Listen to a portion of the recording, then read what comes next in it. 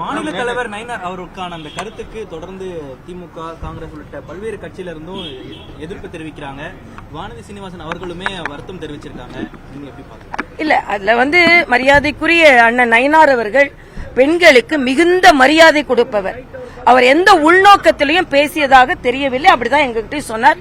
அவர் எந்த விதத்திலையும் யாரையும் புண்படுத்த வேண்டும் என்றோ உள்நோக்கம் கொண்டோ பெண்களை இழிவுபடுத்த வேண்டும் என்றோ எண்ணம் உடையவர் அல்ல.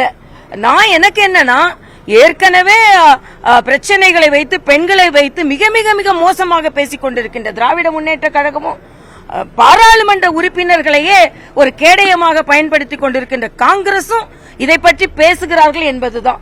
எங்களை பொறுத்த மட்டில் பெண்களுக்கு மிகுந்த மரியாதை கொடுக்கக்கூடிய கட்சி, மரியாதை கொடுக்கக்கூடிய தலைவர். பெண்களுக்கெல்லாம் நாங்க எல்லாருமே, பெண்கள் நிர்வாகிகள் எல்லாரும் இருக்கோம். நிச்சயமா அவர் பெண்களுக்கு மரியாதை கொடுக்கக்கூடியவர். அதான் அதனால இதுல எதிர்குரல் கொடுப்பவர்கள் யார், எப்ப கொடுக்கறாங்க, மற்றவங்க யாரையாவது குறை சொன்னா அவங்க கொடுக்கறாங்களா என்பதுதான் எனது கருத்தை தவிர, நிச்சயமாக அவர் பெண்களுக்கு மரியாதை கொடுப்பவர் என்பதை நான் தெளிவாகவே பதிவு செய்கிறேன்.